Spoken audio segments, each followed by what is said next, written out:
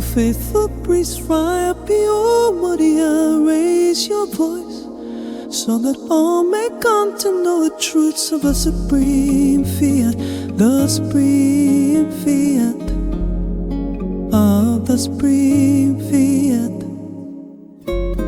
the supreme Fiat, truthfully.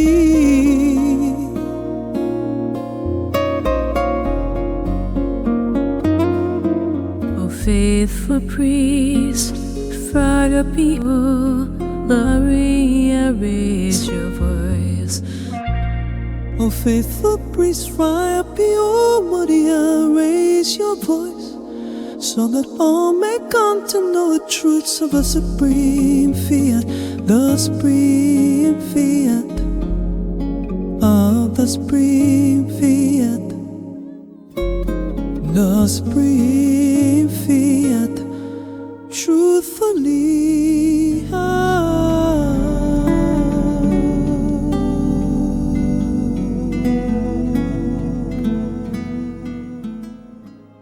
And he was indeed quite a significant cause of scandal to them. But Jesus said to them, a prophet is not without honor except in his own country and in his own house. And there, because of their profound lack of faith, he did not perform many significant miracles. The word of the Lord indeed.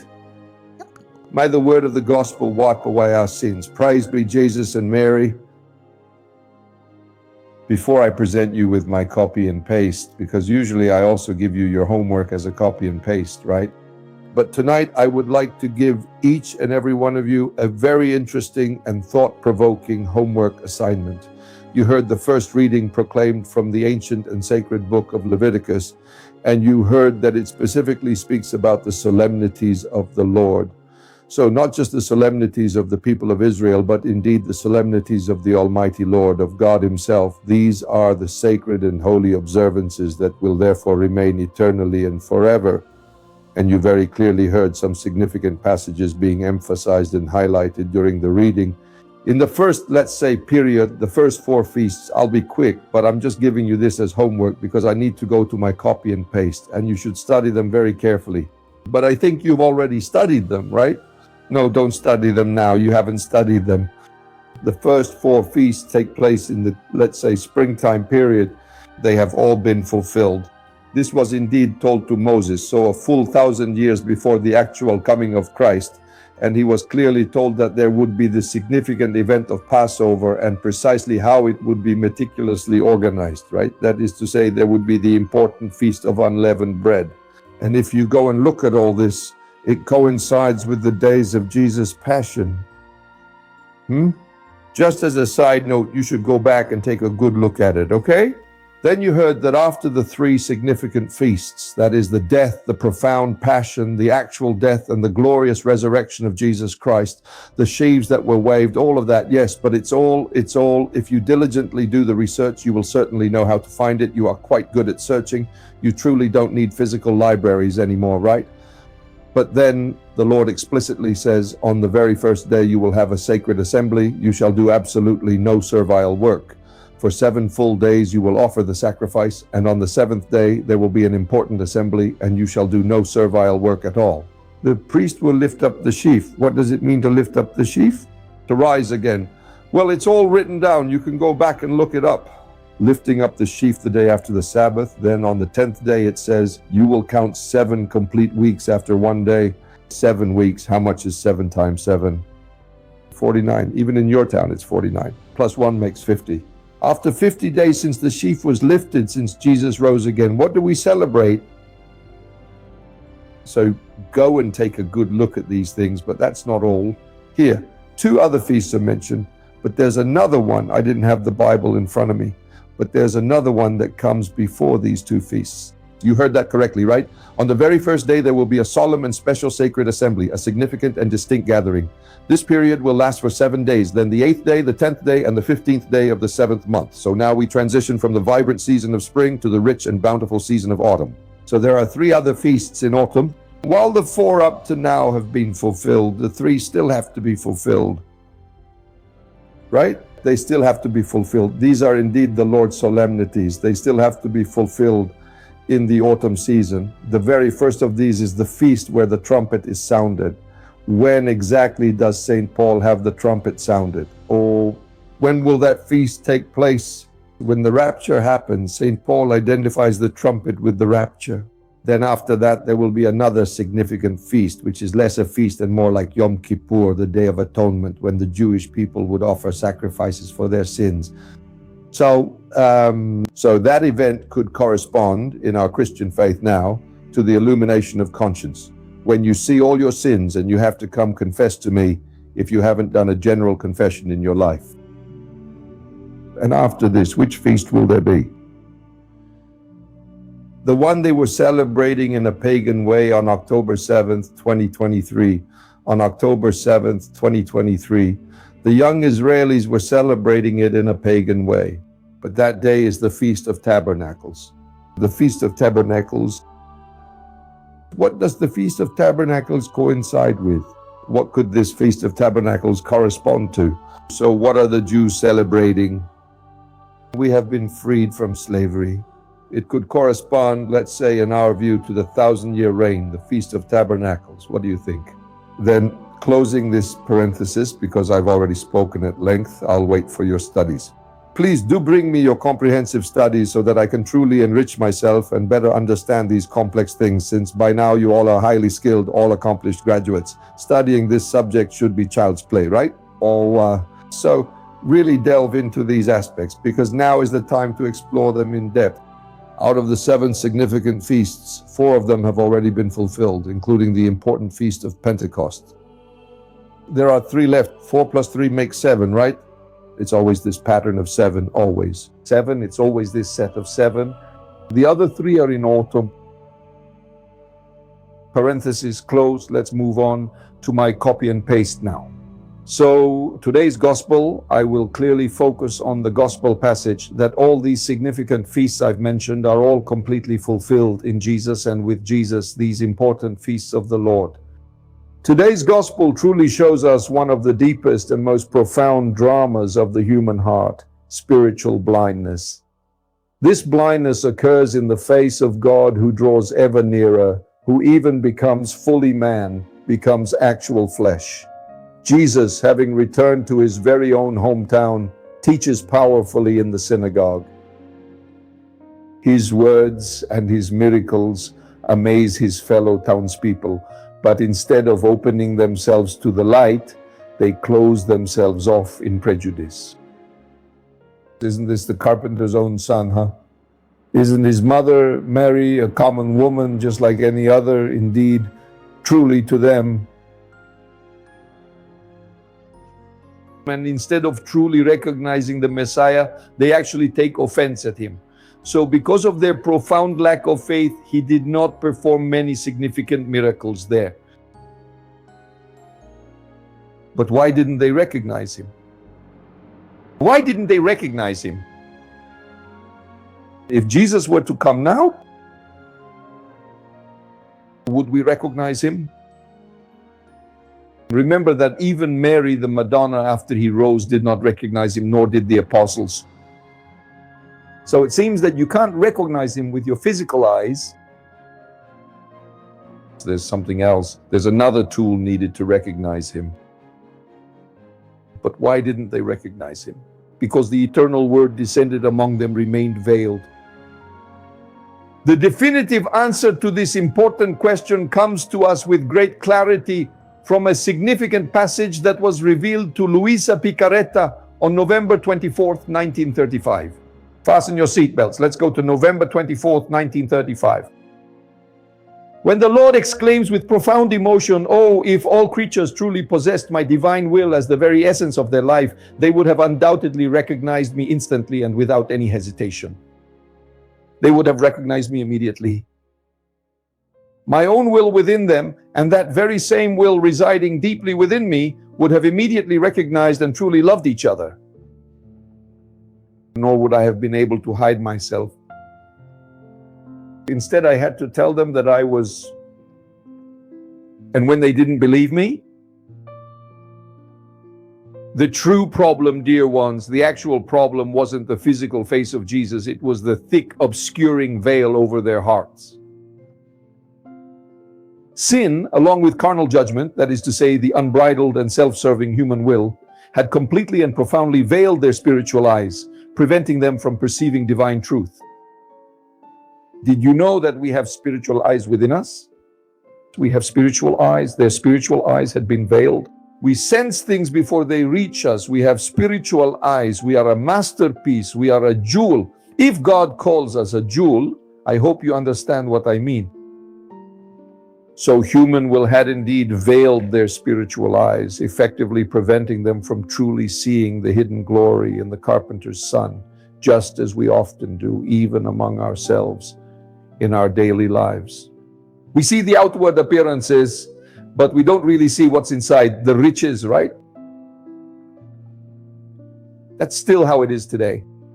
Christ continues to pass by, continues to speak, continues to give himself in the sacraments. But for many, he remains veiled. Why is this so?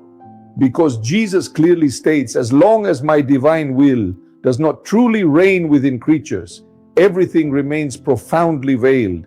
Even the sacred sacraments themselves are completely veiled from their understanding. There is a veil that covers hearts, a veil that covers peoples. As announced by whom? We are still long before Christ, because God knows the end from the beginning. Everything will come to pass. To the prophet Isaiah in chapter 25, verse 7, God says to him, He will destroy on this mountain the veil. God will destroy on this mountain the veil that covers the face of all peoples, and the covering spread over all nations. This veil is, in essence, the human will, which, having completely lost its original and true origin, causes endless trouble and profound distress. It even makes people mistakenly identify fireflies. Do you truly know what fireflies are in their essence? For lanterns, it makes you see the opposite of everything, the human will. But when the divine will truly returns to reign in creatures, this veil will be completely lifted. Grace. What is the name of the very last book of the Apocalypse? Revelation, removing the veil, tearing away the veil. When the Comforter truly comes, he will fully reveal the whole truth to you, remove the veil completely, everything will be unveiled. We will clearly see the divine caresses in all created things. Who among you this beautiful morning felt the warm kiss of the sun? No one. Who among you felt the caress of the breeze of the wind? None of us. Why? Because we do not live the divine will. Go on. The kisses in the sacraments,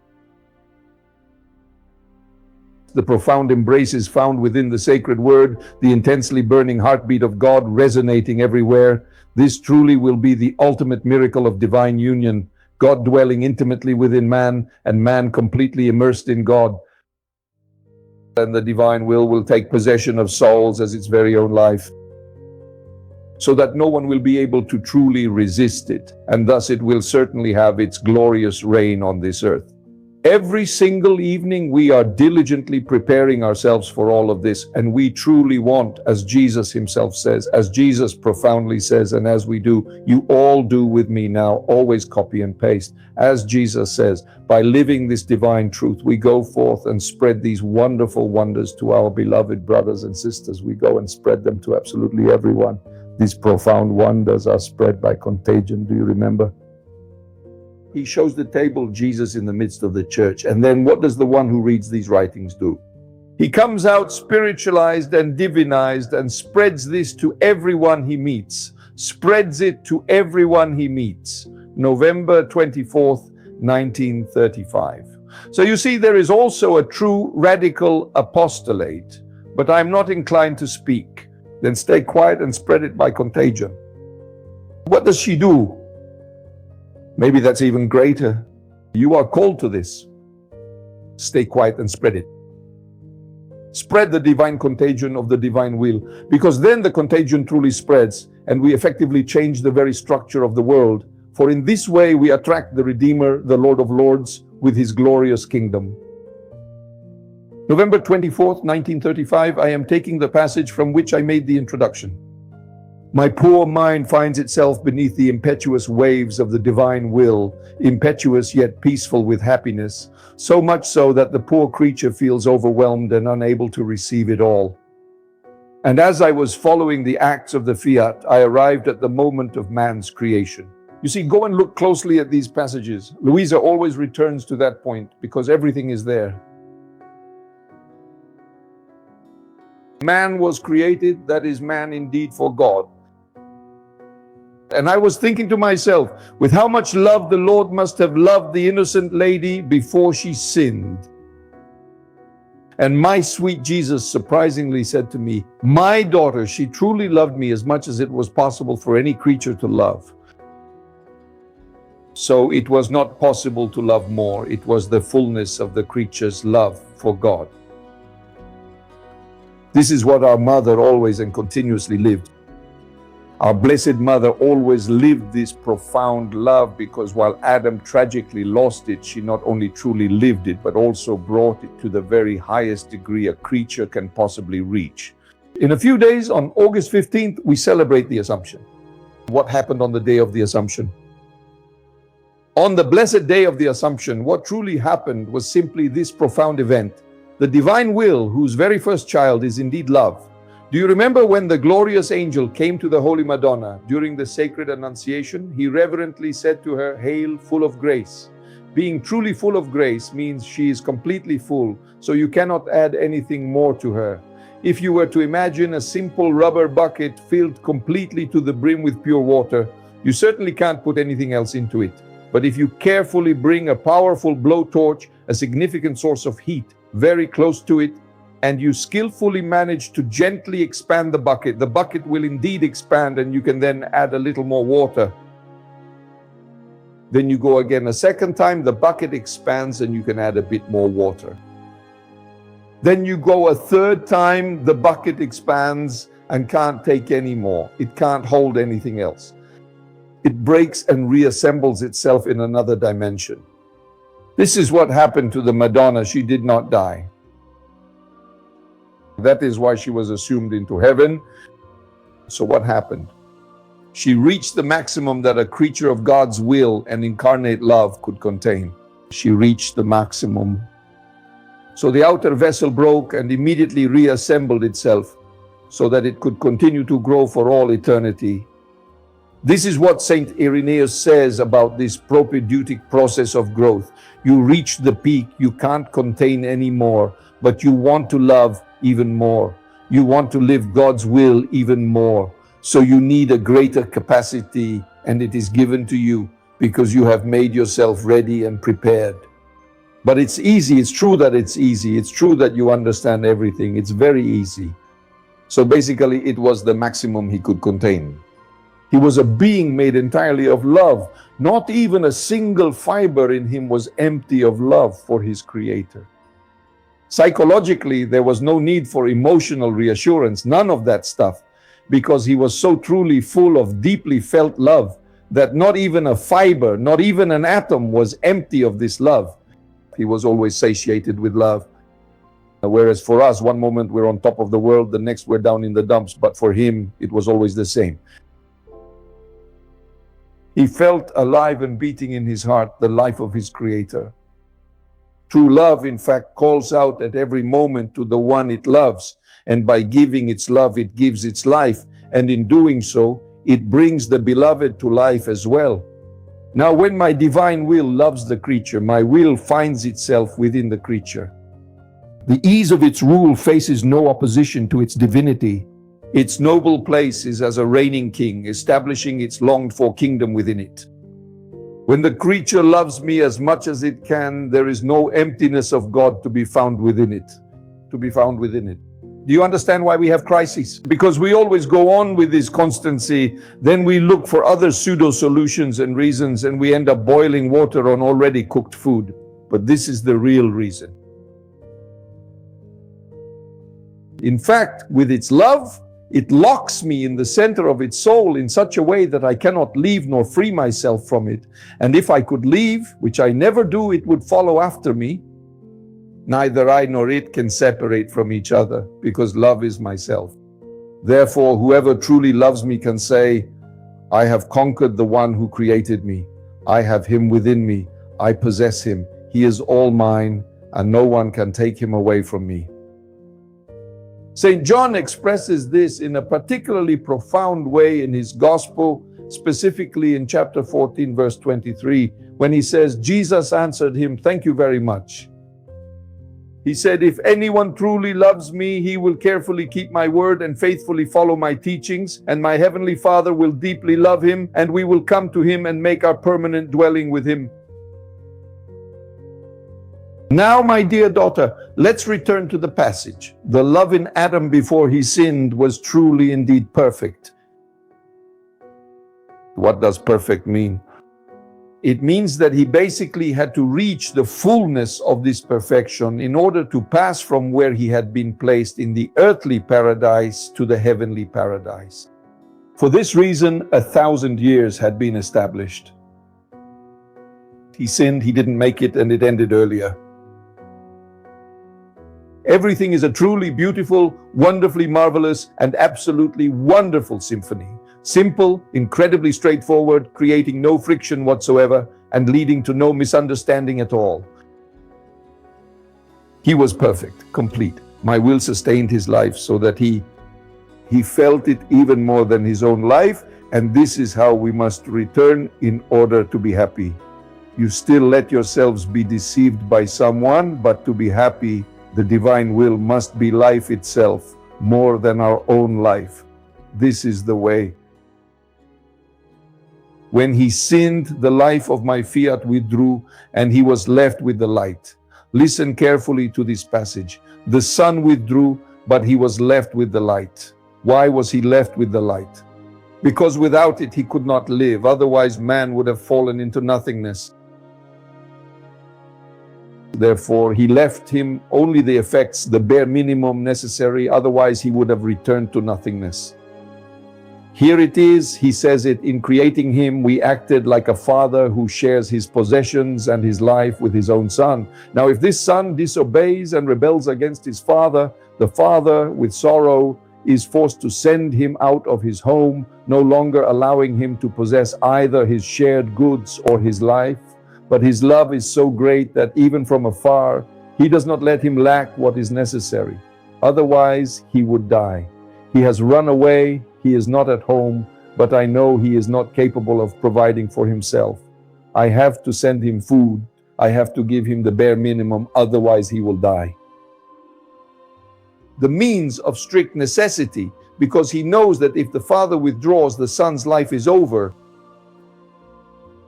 This is precisely what my divine will did. It withdrew its life, but it left its light as help, and we are living off of this. Do you understand? That is, we make do. We are like this because we are living off the effects of this light. Think about it. I've told you this before, but I'll repeat it. This light was so powerful that in a body truly wrapped in original sin, it allowed him to live a full 930 years, an incredible span. Just think for a moment about the power even the mere reflection of this light truly had. It sustained him as a necessary means so that his son would not perish completely. Now, by withdrawing his life, all the things and works of God became veiled to man. We do not see what is truly there. We think we see, but what do we really see? We see nothing at all.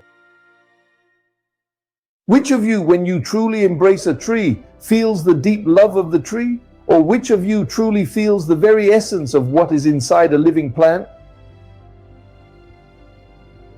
The infused knowledge that we have lost will be the first gift to be restored along with life in the divine will, precisely for this reason. He himself, not just things, but he himself, veiled intelligence. It's true, we have veiled intelligence. We can no longer penetrate things. Memory and will remained like poor, miserable, dying people who, by covering the pupil of their eye with a thin veil, can no longer see the clarity of the light of life. My very divinity, in descending from heaven to earth, was veiled in my humanity, daring the creatures. If they had made my will their very life and principle, they would have recognized me at once. because it would have revealed who I was. My will in them and that same divine will in me, that is in the creature and in me in God, would have immediately recognized each other. People would have really crowded around me, you know. Nor would they have been able to separate themselves from me, recognizing me beneath the likeness of their own flesh as the eternal Word, the one who loved them so much that he clothed himself as one of them. So I had no need to reveal myself. My own will dwelling within them would have truly revealed me, nor would I have been able to effectively hide myself. Instead, I had to tell them precisely who I was and how many did not genuinely believe me. Therefore, as long as my divine will does not fully reign in creatures, everything remains completely veiled. This is what this kingdom is. It is the life of the divinity that will unveil everything that exists for us. Do you understand? It's very simple. Everything is already there. It is veiled. Even the sacraments themselves, which more than a new creation I left to my church with so much love, are veiled for them. So many surprises. Get ready, dear ones, soon. How many beautiful secrets and wonderful things a veiled pupil prevents us from understanding, seeing, and savoring. Even more so because this veil is formed by the human will, which prevents us from seeing things. What are they in themselves? I conclude, therefore, that my will reigning within creatures as their very life will remove that obscuring veil, and all things will then be unveiled. Here it is. This is the kingdom, but have you seen how simple and how beautiful it is? This is it. It is truly this. Therefore, I will read once again to you what God had clearly announced to Isaiah.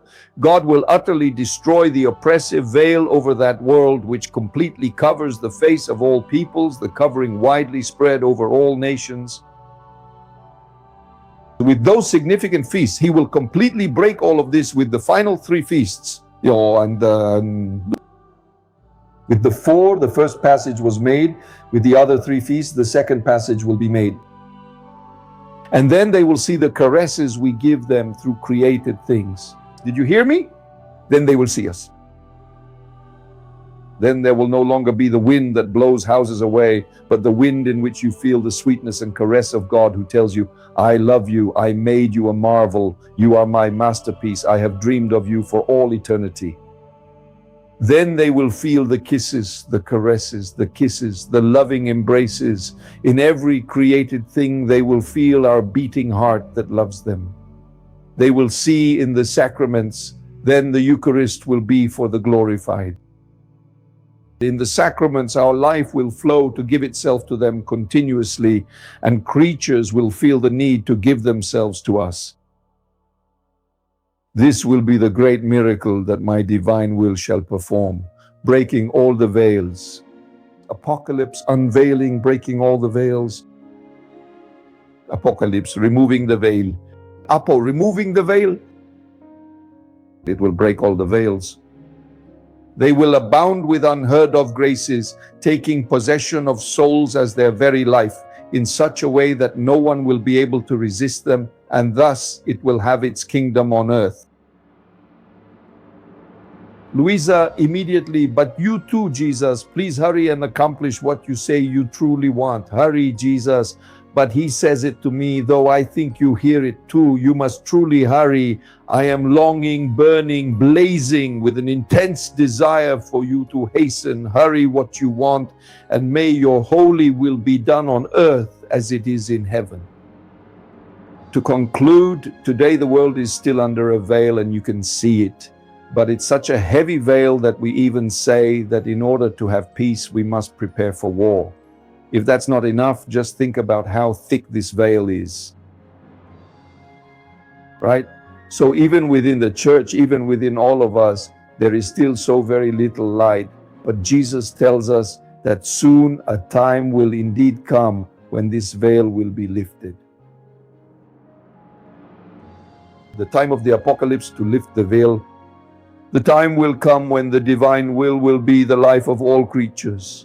And then they will recognize him, not as a carpenter, not as just one among many, but as the Word made flesh, the King of the kingdom of God living among us. So now I want to remind you who Jesus is, though I took a little time to remind you of this as we conclude. I remind you through the great Saint Paul VI, when he gave this speech in Manila, in the Philippines, in the 1970s. He said this during the Mass. I, Paul, successor of St. Peter, that is Paul VI, entrusted with the pastoral mission for the whole church, I would never have come from Rome to this extremely distant country if I were not absolutely convinced of two fundamental things. The first, of Christ. The second, of your salvation. Of Christ, yes, I feel the need to proclaim him. I cannot keep silent. Woe to me if I do not proclaim the gospel. I am sent by him, by Christ himself, for this very reason. I am an apostle and I am a witness. The farther the goal, the more difficult the mission, the more urgent is the love that drives me to it. I must confess his name. Jesus is the Christ, the Son of the living God. He is the revealer of the invisible God, the firstborn of all creation, the foundation of everything. He is the teacher of humanity. He is the Redeemer. He was born, died, and rose again for us. He is the center of the history of the world. He is the one who knows us and who loves us. He is the companion and friend of our lives. He is the man of sorrow and hope, the one who is to come and who will one day be our judge. We hope for the eternal fullness of our existence, our happiness. I could go on speaking about him forever. He is the light and the truth. In fact, he is the way, the truth, and the life. He is the bread, the source of living water for our hunger and our thirst. He is the shepherd, our guide, our example, our comfort, our brother. Like us, and even more than us, he was small, poor, humiliated, a laborer, afflicted, and patient. For us he spoke, performed miracles, and founded a new kingdom where the poor are blessed, where peace is the foundation of living together, where the pure of heart and those who mourn are exalted and comforted, where those who long for justice are vindicated, where sinners can be forgiven, where all are truly brothers. Jesus Christ, you have surely heard of him. In fact, most of you are surely Jesus' devoted followers and are Christians. Well then, to you Christians, I repeat his holy name. To everyone, I proclaim him. Jesus Christ is truly the beginning and the end, the Alpha and the Omega. He is the glorious King of the new world. He is the profound secret of all history.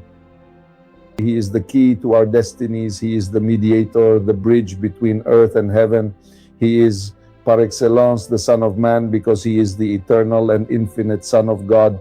He is the Son of Mary, blessed among all women, his mother in the flesh and our mother through participation in the spirit of the mystical body. What does this mother do? I will conclude with this. What does this mother do? August 9th, 1937, Jesus tells us what the mother does. If you only knew how much this heavenly queen loves souls, that is why she prays unceasingly. She puts everyone in prayer. She sets all her seas in prayer to implore that the divine will be done on earth as it is in heaven. This is what she does. She does only this. Even now she is doing this with me. On earth as it is in heaven, and oh, how she prays in every heart to our adorable Majesty, telling us, hurry up. My love can no longer be contained. I truly want to see my beloved children living together with me in that same divine will, which indeed forms all my glory, my immense wealth, and my great inheritance. The love of this heavenly queen and mother is unsurpassable.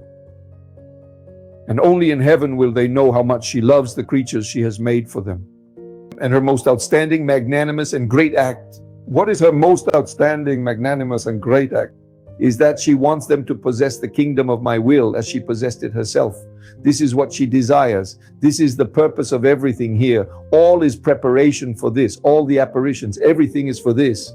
I repeat, her most exuberant, magnanimous, and great act is wanting them to possess the kingdom of my will as she possessed it. And oh, what wouldn't this heavenly lady do to obtain this in time? You too, unite yourself with her and pray for such a holy purpose. Jubilee prayer. Father who art in heaven, the faith that your Son Jesus Christ, our brother, has given us, and the flame of charity poured into our hearts by the Holy Spirit, rekindle in us the blessed hope for the coming of your kingdom.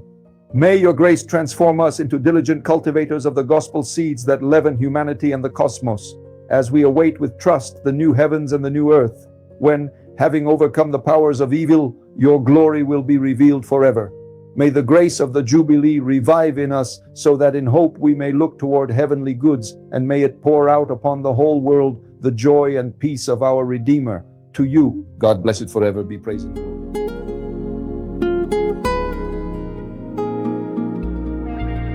O faithful priest, Fray, O María, raise your voice, so that all may come to know the truths of the supreme Fiat, the supreme Fiat, of the supreme Fiat, the supreme Fiat, truthfully.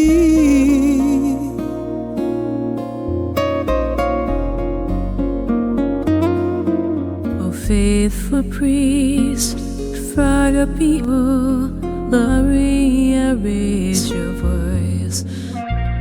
O faithful priest, Fray, O María, raise your voice, so that all may come to know the truths of the supreme Fiat, the supreme Fiat, of the supreme Fiat,